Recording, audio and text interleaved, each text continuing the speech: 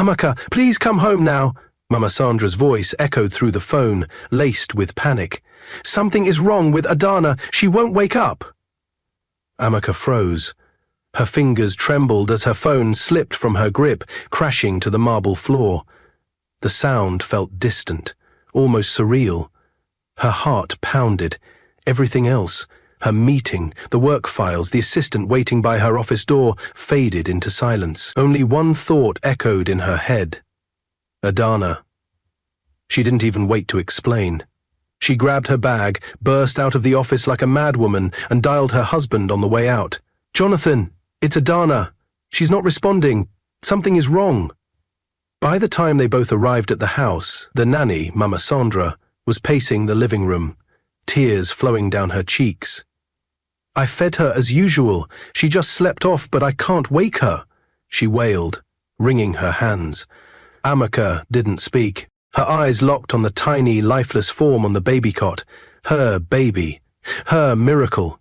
The child she had named after the mother she lost in pain. The name that was meant to live on. Adana. Amaka scooped the child into her arms, tears rushing down her cheeks.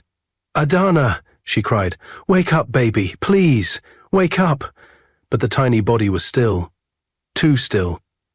Jonathan took control. "We need to get to the hospital. Now." They raced against time, but time had already made its decision. In the sterile white room of the hospital, the doctor's voice came like a dagger. I'm very sorry. There's nothing we could do. She was gone before you arrived." Amaka's wail echoed so loud that nurses outside the emergency ward turned away. The pain tore through her chest like an explosion. Her knees buckled beneath her as she screamed into the air. No, no, God, not again. The loss of her son, Billionaire, had nearly killed her. But Adana, this one was different.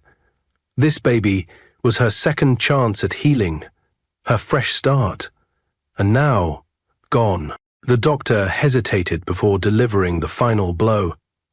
"There's something else. We found poison in her bloodstream." Everything in the room stopped. Jonathan's eyes narrowed. "Poison?" The doctor nodded grimly. "Yes, something was administered. We'll need to report this." Amaka turned to Mama Sandra, whose face was wet with tears. "You fed her last. What happened?" "I swear I didn't do anything," she sobbed. "I just gave her the food, like I always do. I didn't know." But Jonathan wasn't a man to take chances. He had installed a discreet CCTV camera in the house months ago, especially after Adana was born. It wasn't distrust, it was protection. As arrangements for Adana's burial began, Jonathan locked himself in his home office. He pored over the footage. Hours went by. Then he found it. The date, the hour, the moment. It showed Mama Sandra in the kitchen, preparing Adana's food. Moments later, the front door creaked open. A woman entered, her head wrapped in a scarf, oversized glasses on her face. She handed Mama Sandra a small container, whispering. Sandra nodded, took the item, and dropped something into the baby's feeding bottle. The stranger turned slightly, her face catching the corner of the camera. Jonathan paused the footage, zoomed in, and froze. He couldn't believe what he was seeing. He slammed his fist on the table and ran to Amaka. "Amaka, come, now! Look at this!" She leaned over the laptop screen. As the footage played, her breath caught in her throat. Then, the camera revealed the woman's side profile. It was her, the very woman Amaka thought was gone from this world. Amaka staggered backward. "No, that's not possible." Her voice trembled. Her hands flew to her mouth. That's Amara." "My stepmother." Jonathan nodded solemnly. "She faked her death." Amaka collapsed into the sofa. "I never attended her burial, neither did Dad. He thought she was gone." They stared at the screen. The horror was real. The woman who once sold her to a stranger, the same woman she saved and paid all the expenses for her surgery, had come back to kill her child. But she didn't work alone. The nanny, the woman who had cried alongside her just hours ago, was part of it. Jonathan immediately alerted the police. Within hours, a warrant was issued. Mama Sandra was arrested the next morning. She confessed under pressure. She said it was revenge. That Amaka needed to suffer, she mumbled. She said Adana's name was a curse to her, that the child shouldn't exist. Amara, who had been hiding in a nearby village under a false name, was also arrested in a swift, quiet operation. She was shocked when the police surrounded her small room. Her evil plan had failed. Her disguise was broken. The courtroom was filled on the day of the trial. Press, NGOs and women's rights activists were all there. Though shattered by grief, stood strong. Her testimony shook the courtroom. "I did not come here for revenge," she said firmly. "I came for justice, for my daughter Adana, the name of my mother that you, Amara, once tried to erase." Amara sat behind the bars, face devoid of expression. Her wickedness had caught up with her. The judge's gavel came down. "You are both hereby sentenced to life imprisonment." Mama Sandra, the nanny who helped Amaka's stepmother achieve her evil, was sentenced together with her to spend the rest of their lives in jail, behind bars of a maximum security prison. Gasps filled the courtroom. Amaka's eyes shut tightly. She had lost another child. But this time, she had fought back, and won. Her father, Mr. Andrews, stood behind her every step of the way, tears in his eyes. He held her as the verdict was read. "You did it, my daughter," he whispered. "You stopped her." But Amaka only shook her head. "I didn't win, Dad. I lost Adana." He held her tighter. She didn't die in vain. Weeks passed, but the pain refused to ease. Some nights, Amaka couldn't sleep. She'd sit at Adana's grave, whispering stories to them, clutching the small teddy bear her daughter used to hold. But she never let the pain break her, not completely. Then, one morning, she found herself staring at the mirror. Her face was pale, her hair tied in a loose bun. She turned to Jonathan and whispered, "I want to try again." He nodded silently. 1 year later, inside the same hospital where she had lost her baby, the world gave her twins, a boy and a girl, healthy, screaming and full of life. She held them close, kissed their foreheads, and whispered through happy tears, "Adana, Adaza, you are my light."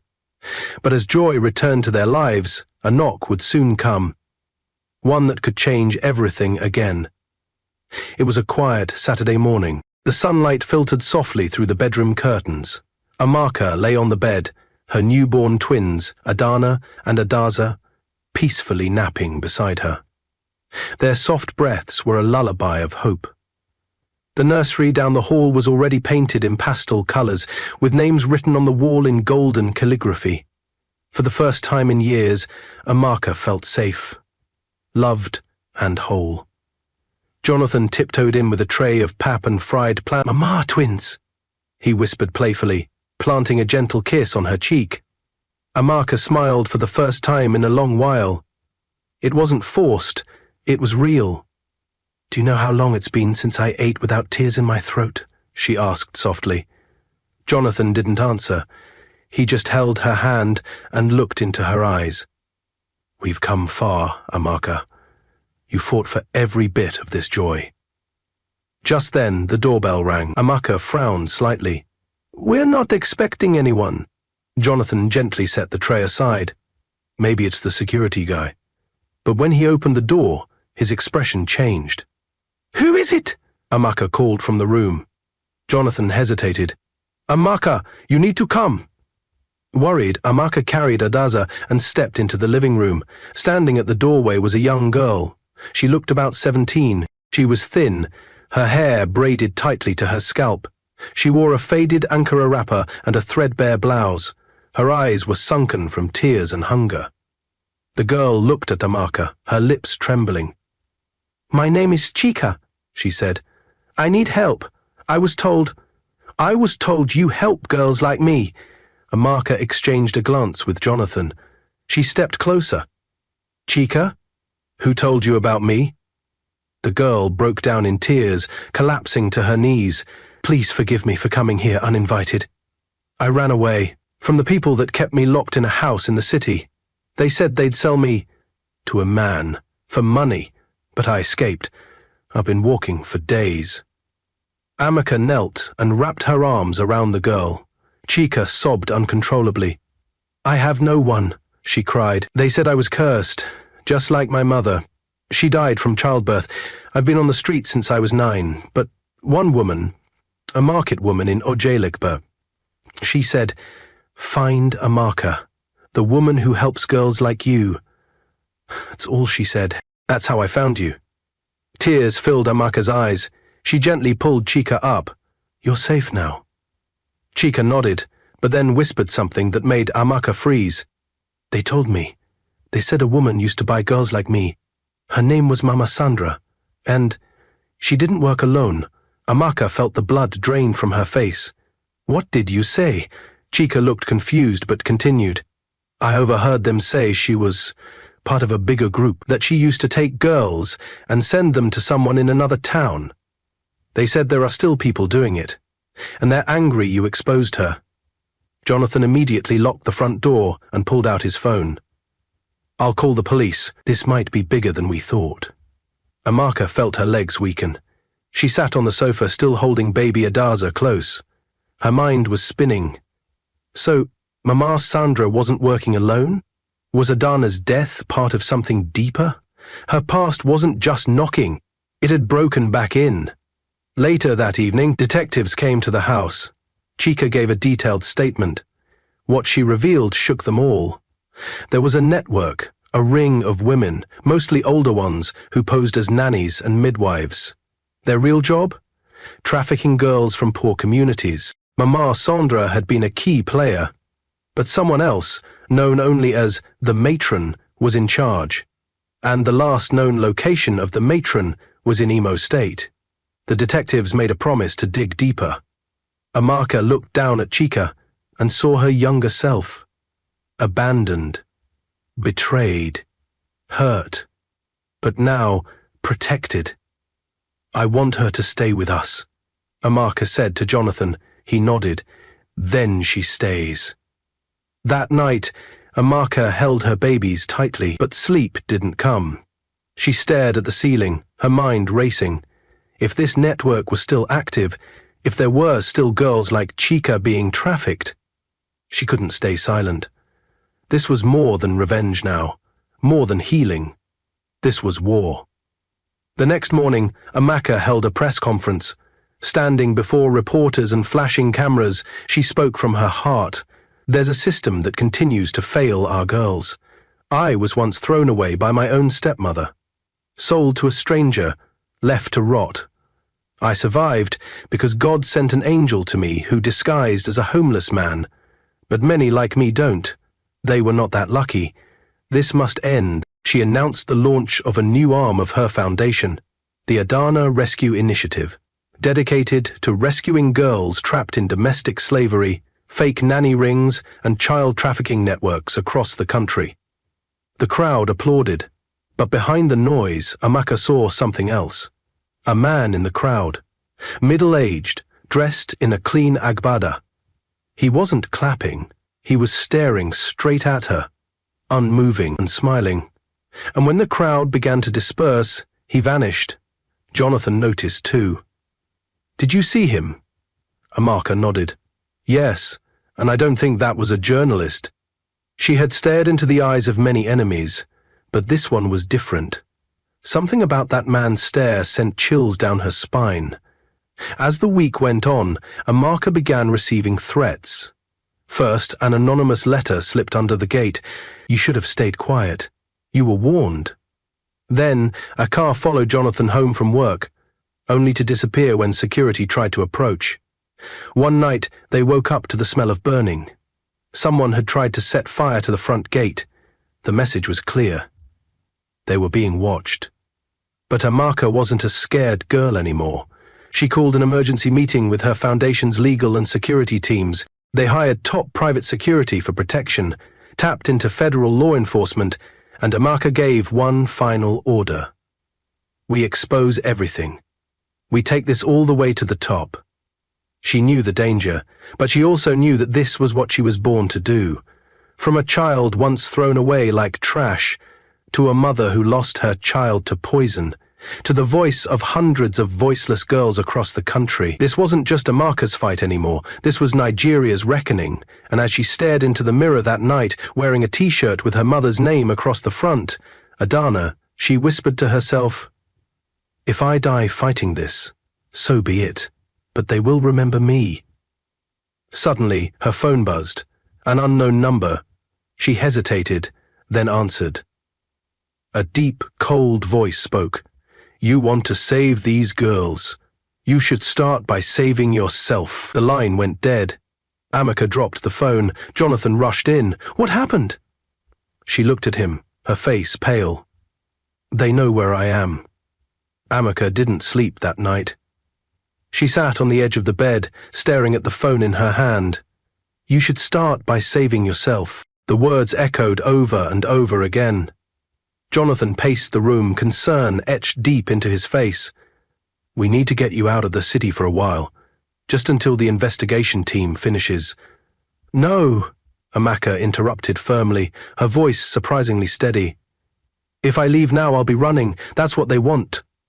Jonathan knelt in front of her, placing his hands gently on hers. "But we have twins now. We have Chika. Think about them." "I am," she said softly, her eyes filling with tears. "That's why I must stay. Because if I don't finish this, these people will keep stealing girls like me, killing babies like Adana. I need to make sure Adana's name lives on, not just in my home, but in the freedom of others." Jonathan couldn't argue with that. Amaka's resolve ignited a fire in the nation. News of the nanny trafficking network spread fast. NGOs, human rights activists, and local communities joined the campaign. Her story, once whispered in dark corners, now made national headlines. From abandoned child to national hero, the woman fighting Nigeria's silent war. The Adana Rescue Initiative gained massive support. Donations poured in, volunteers signed up, survivors came forward. Each story was heartbreaking. Each girl had a scar, and each one reminded Amaka of who she once was. But even as the world applauded, the danger grew. The man in the Agbada, his name was Chief Dominic Uwala, a high-ranking politician and secret financier of the trafficking network, and the arrest of Mama Sandra and Amara had shaken his business. Amaka's rise was a direct threat to him. "She's stirring the nation," he growled to his associate. "If she's not silenced, our entire operation is finished." Within days, a new plan was hatched. One night, as Amaka returned from a televised interview, her convoy was ambushed. Gunshots shattered the silence of the motorway. Her lead security vehicle swerved off the road, flipping twice. Her car came to a screeching halt as armed men surrounded them. But Amaka had prepared for this. The doors of her SUV burst open. Special forces, already embedded with her convoy, returned fire. The shootout was brief but brutal. 2 assailants were killed. 1 was captured alive. Under interrogation, the man confessed everything. "They said she's exposing too much." Chief Dominic ordered the hit. The confession was enough. Within 72 hours, Chief Dominic was arrested. His luxury mansion was raided, his secret files, accounts, and victim list uncovered. And among the documents, a list of 27 girls, including Chika's name. The courtroom was packed again. Amaka sat beside Chika, who held her hand tightly. Chief Dominic stood in the dock, his arrogance deflated. The judge, with heavy words, passed the sentence. For human trafficking, attempted assassination, and conspiracy to commit murder, you are sentenced to life imprisonment without parole. The courtroom erupted. Amaka didn't smile. She closed her eyes and whispered a name. Adana. Outside the court, the crowd chanted her name, not just as a survivor, but a symbol. Amaka the fighter, Amaka the voice. Adana must live. Months later, the Adana Rescue Initiative opened its first shelter in eastern Nigeria, on the same land where Amaka's stepmother once banished her. It was named Adana Haven. The building was painted in vibrant colors with a plaque that read, "For every girl who was told she was worthless, you matter, you belong, your story is not over." Amaka stood at the front with Jonathan, their twins by her side, and Chika behind her, now strong, smiling, and enrolled in school. Mr. Andrew, her father, stood beside her, overcome with emotion. "You've done more than just survive," he said, wiping tears. "You've turned your pain into purpose." The press came again. Cameras flashed. One reporter asked, "Amaka, what's next for you?" She looked at her children. "My job is just beginning. Adana's name must not die, and not even the devil himself can bury it." 10 years later, Adana Haven had rescued over 3,000 girls across the country. Amaka became a national leader, invited to speak at the United Nations, where she shared her story, not as a victim, but as a mother who turned pain into power. Chika, now a young woman, became one of the directors of the foundation, dedicated to rescuing others like her. And the twins, Adana and Adaza, they grew up with their mother's spirit. In a viral video on her 10th birthday, young Adana stood in front of a camera and boldly said, "I was named after a woman who died for love, but my mother lived so that others like me don't have to suffer. My name is Adana, and I'm not going anywhere." I would like to read your view about this story. Where are you watching from? If you enjoy this story, comment, share, and subscribe to our channel for more interesting stories.